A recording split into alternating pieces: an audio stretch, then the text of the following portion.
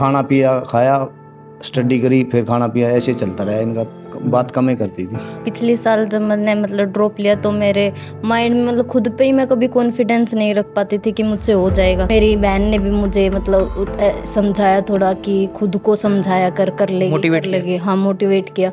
सबसे ज़्यादा मेन जरूरी है खुद पे कॉन्फिडेंस करना। पिछले बार नहीं हुआ क्योंकि मैं खुद पे ही कॉन्फिडेंस नहीं था मेरा। मुझे लग रहा था मैंने बहुत कम स्कोर किया है, फिर इसलिए जब पेपर कैंसिल हुआ मैं तो खुश हो गई थी। हम देखते थे रोज इसका, जब पेपर होते थे 14-15 दिन में मैसेज देखते थे, जैसे नंबर कम आते थे फिर मेरा तो वही प्रेशर था।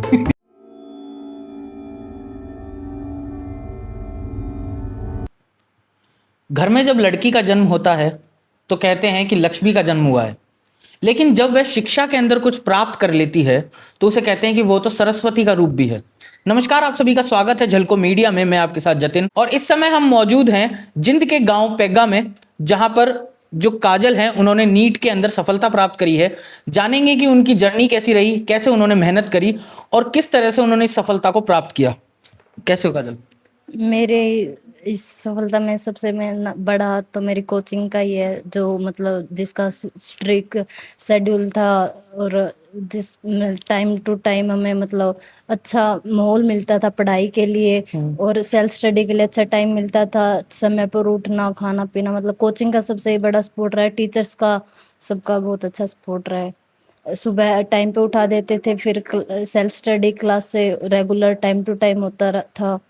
कितने घंटे पढ़ते थे? मतलब खाना पीना को छोड़ के बाकी पढ़ते ही थे। सेल्फ खाने पीने के छोड़ के बाकी पढ़ते ही रहते थे? तो फिर परेशान नहीं होते थे? यार मैं तो 2 घंटे पढ़ के परेशान हो जाता था। नहीं, ऐसा माहौल बन जाता है ना वहाँ पे, ऐसे सब बच्चे पढ़ रहे होते हैं तो पढ़ने का मन कर ही जाता है। कभी थोड़ा बहुत स्ट्रेस आ जाता है तो बातें कर लेते हैं, टीचर खुद आके समझा देते हैं, तो इतना स्ट्रेसफुल कंडीशन भी नहीं होती वहाँ पे। अच्छा, तो एक ही टाइम पे सिर्फ पढ़ाई पढ़ाई पढ़ाई, तो फिर खुद को माइंड फ्रेश करने के लिए क्या करते थे वहाँ पे? ब्रेक दे देते थे ऐसे तो, और कभी कभी ऐसे हॉस्टल नाइट वगैरह करा देते थे, और अच्छे रिजल्ट आ जाते थे तो डीजे वगैरह का प्रोग्राम। तो ऐसे वो ऐसे कंडीशन आने नहीं देते थे कोचिंग वाले कि ऐसे स्ट्रेसफुल कंडीशन आए। वो अच्छा माहौल बना के रखते थे, तो ऐसा कभी फील नहीं हुआ कि थक गए। अच्छा, नीट क्लियर करने का सपना, डॉक्टर बनने का सपना, ये आपका खुद का था या फिर फैमिली का सपोर्ट था? नहीं, मेरा ही था ये, 8th क्लास से ही था मेरा इसमें। आपने पहले ही सोच रखा था कि मुझे नीट ही क्लियर करनी है? हाँ, पहले ही सोच रखा था। अच्छा, ये बनने का आपको कहाँ से मोटिवेशन आया? मतलब कहाँ से देख के सीखा? नहीं मुझे यही, कहाँ से सुना आपने कि नहीं मुझे तो डॉक्टर ही बनना है? बस 8th क्लास में सोच लिया था कि कहीं से तो सुना होगा, ऐसे तो पता नहीं रहता ना कि डॉक्टर नाम की भी कोई चीज़ है। मेरे दादा के एक फ्रेंड थे, वो आए थे एक बार मिलने मेरे दादा से, तो उन्होंने मुझे ऐसे बोला था कि 10th पास होने के बाद सीकर जाना, वहाँ पे कोचिंग लेना, वहाँ पे पढ़ाई करना। फिर वहीं से मुझे तो सोचा। उन्होंने बोला और आपने मान लिया है? हाँ। क्यों, दादाजी के बहुत बेस्ट फ्रेंड थे वो? हाँ, अभी भी उनके तो कॉल आते रहते हैं। मतलब अच्छा। काफ़ी अच्छे, मतलब हम उनके घर पे भी जाते हैं, फिर वो उन्होंने मतलब ज़्यादा की कर ले, उन्होंने ही मुझे। तो अभी भी उनसे बात हुई?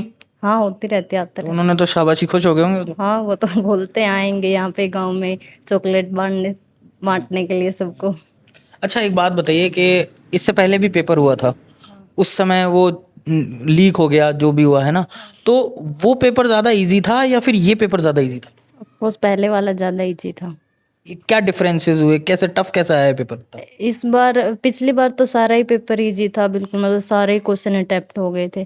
इस बार ऐसे था कि फिजिक्स का लेवल ज़्यादा था और केमिस्ट्री का भी, मतलब इतना इजी नहीं थी, केमिस्ट्री भी थोड़ी हार्ड थी। बायो पहले वाली जैसी थी, नॉर्मल। हाँ, तो फिर उस जिसकी वजह से कट ऑफ तो ऑफकोर्स नीचे चली गई। मतलब पहले वाले में नंबर ज़्यादा आने के चांसेस थे?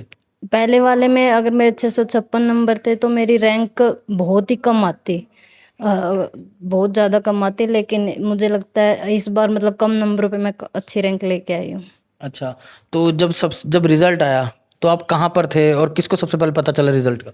मैं बेंगलोर में थी, वहाँ से एयरपोर्ट के लिए जा रहे थे हम।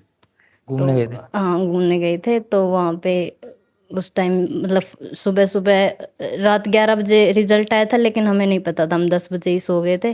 फिर जब हम सुबह एयरपोर्ट के लिए निकले तो फिर फ़ोन खोला तो फिर देखा रिजल्ट आया हुआ है, तो भाई साथ में था, मम्मी साथ में थी। अच्छा, क्या रिएक्शन था उनका? खुश थे, सभी खुश थे। अच्छा, अच्छा, एक बात बताओ कि जब रिजल्ट का आया तो सबसे पहले उनको पता चला, फिर आपने फ़ोन करके पापा से भी बात करी होगी, है ना? पापा का क्या रिएक्शन था?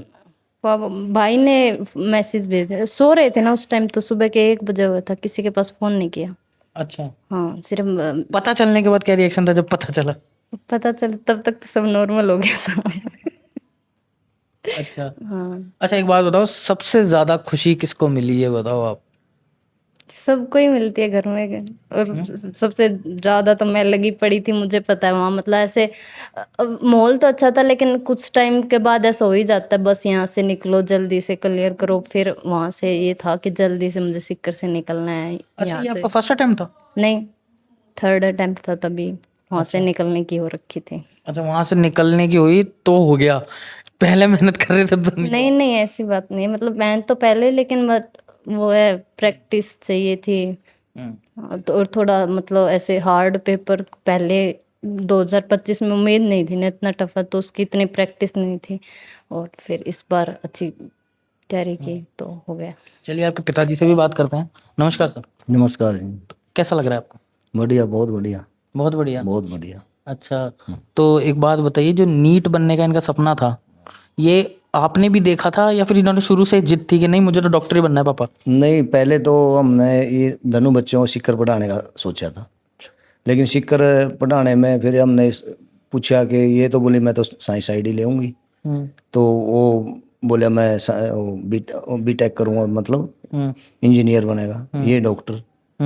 तो धनुओं को सफलता मिल दोनों का खुद का ही मन है? हाँ, धनुओं का मतलब धनुओं को ठीक हो गया, उसका भी हो गया इंजीनियर में, AIT पुणे में, और इसका तीसरा चांस में अभी ये भी अच्छे नंबर लिया है। पिछली बार भी अच्छे थे, 656 थे, अब की बार 624 है। अच्छा रैंक मिल गया, हरियाणा टॉप कॉलेज मिल जाएगा। खैर, ये तो हमने कई जो इन्होंने नीट के लिए उनसे बात करी, उन्होंने बोला है कि पिछले वाले पेपर से कम ही आए हैं मार्क्स, कम, क्योंकि टफ बताया जा रहा है पेपर। हाँ, पिछली बार से कम आए हैं अब की बार थोड़ा। हाँ, ये खुद ही बच्चे बताते हैं कि लेंथी पेपर था, थोड़ा टाइम ज़्यादा लगा है, पूरे क्वेश्चन कर नहीं पाए, जो पिछली बार पूरे कर दिए थे इस टाइम में इसने, लेकिन अब की बार भी बहुत अच्छा है। हमने तो बहुत अच्छा लगा, रैंक भी 4330 है। बढ़िया कॉलेज मिल जाएगा रोहतक में, हरियाणा में मिल जाएगा या तो। अच्छा। हाँ बढ़िया, हम तो खुश। हाँ, एक डॉक्टर हो गया, एक इंजीनियर, जो सिक्कर में पैसा लगाया है 3 साल, 4 साल ये रही है, 3 साल वो भी 4 साल हो गया। हाँ, उसने भी 4 साल हो गए। आप क्या करते हैं? मैं आर्मी से रिटायरमेंट। आर्मी से रिटायरमेंट है? यस। तो आपका मन नहीं किया कि मेरे बच्चे भी आर्मी में जाएं, या जो मन? नहीं, आर्मी तो देख चुका, 30 साल कर कह रहे हूँ। अच्छा। आर्मी का तो अभी पुन्ना में है, उस कॉलेज में का तो हम भरेंगे भी नहीं, क्योंकि वो आर्मी है फिर उसमें। अच्छा, एक बात बताइए कि जैसे कि ये कोचिंग करते थे, तो उस टाइम पे ऐसे फोन वोन करते थे पापा आपको या आपकी मम्मी को, मतलब इनकी मम्मी को, कि प्रेशर आ रहा है पापा, बहुत हार्ड है, या फिर ऐसा कुछ नहीं है, नहीं पापा मैं कर लूंगी? नहीं, ऐसे तो इसकी मम्मी से या डेली बात करती थी, टाइम मिलते ही, थोड़ा बहुत टाइम मिलता था, बात करके 5 मिनट में जा रही हूँ बस। कोचिंग ही पढ़ाई, कोचिंग रही है उधर। कोचिंग से हॉस्टल, हॉस्टल से कोचिंग? हॉस्टल, हाँ बस हॉस्टल, खाना पिया, खाया, स्टडी करी, फिर खाना पिया, ऐसे चलता रहा इनका। बात कम ही करती थी। तो आपने कभी पूछा नहीं कि बेटा ज़्यादा प्रेशर तो नहीं लग रहा, तू बस पढ़ाई पढ़ाई पढ़ाई पढ़ाई? मैंने कभी नहीं पूछा, मैं तो दाब ही दी है, जब का नंबर नहीं आए देख लेना फिर। दाबी दी? हमने कभी ऐसा नहीं कहा कि प्रेशर है, क्या है प्रेशर, कितना है, बड़ा पढ़ कर डॉक्टर बन जाए। अच्छा, हाँ, पैसा वसूल। आपने तो लड़ दिया इनको, आपने दिए तो फिर इस हिसाब से तो प्रेशर था आप पे, आप ऐसे कैसे बोल सकते हैं? नहीं, मेरी मम्मी बहुत सपोर्ट करती थी। पापा ने तो दाब दिया ना, नहीं, पापा से बात कम करती थी। इसीलिए बात कम करते थे, देख लो। आपने एक बार दाब दिया, उसके बाद बात ही कम कर दी। मैं तो मेरे से बात ही कम करते हैं, मैं तो दाब ही देता हूँ बस। मेरे से कम बात करते हैं। अच्छा। अभी भी लड़का पुन्ना पढ़ रहा है, वो भी नहीं करता इतनी बात। हाँ, वो मम्मी को ही फोन करते होंगे। हाँ, मम्मी नहीं दाबेगी, मम्मी यही पूछेगी बेटा खाना खाया कि नहीं। हाँ, वही पूछती है, उसे को बताते हैं कोई चीज लेना देना है, मेरे से तो कम ही पूछते फिर वो मम्मी के द्वारा आती है सिफारिश, तो के ऐसे बोल रहे हैं बच्चे। हैं। यस। अच्छा, एक बात बताओ कि जैसे कि प्रेशर फील होता था या कुछ भी चीज़ होती थी, तो मम्मी को बताते थे आप सब कुछ? हाँ, बोलते थे। पापा क्या थोड़े स्ट्रिक्ट है क्या? अच्छा, बीमार रहते थे? क्या बीमार, क्या हो गया?